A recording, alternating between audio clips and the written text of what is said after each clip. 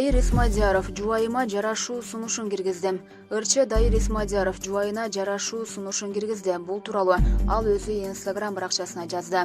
Экөөбүздүн бирибиз бул акылга сыйбаган нерсе. Түгөйлөрдүн баары жаңжалдашышат. Кел башынан баштайбыз деп айта турган убак келди. Мен айттым, жообун күтүп жатам деп жубайы жана баласы менен түшкөн сүрөтүн жүктөгөн.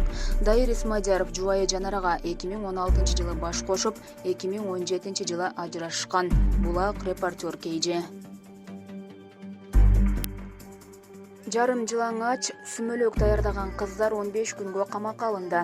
Социалдык тармактарда жарым жылаңач кыздардын сүмөлөктү даярдап жатышкан видеосу тарап кызуу талкуу жараткан. Көп убакыт өтпөй окуя боюнча Хорезм облусунун ички иштер дирекциясынын маалымат кызматынан ички иштер органдарынын кызматкерлери тийиштүү текшерүүнү башташкандыгын билдиришкен. Видеодогу кыздар табылып, аларды укук коргоо органы майдабий баштык беренеси менен күнөөлүү деп таап 15 күнгө камакка алды. Бул тууралуу чет элдик басылмалар жазып чыгышты. Ал эми дагы 3 катышуучуга $116 айып салынганы айтылды. Булак Коом пресс.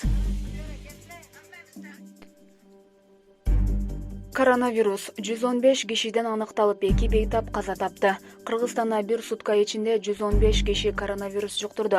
65 бейтап сакайып, 2 адам көз жумду. Бул тууралуу республикалык штаб кабарлады. Жаңы катталган учурлар: Бишкек 66, Ош 2, Чүй облусу 42, Нарын облусу 2, Ысык көл облусу 3. Пандемиядан бери 87.652 адамдан вирус аныкталды. Жалпы айыккандар 84.339 болду. Тилекке каршы COVID-19 илдетинен бир суткада Бишкек шаарында 2 бейтап көз жумду. Жалпы көз жумгандардын саны 1492 адам болду. Булак Абал KG.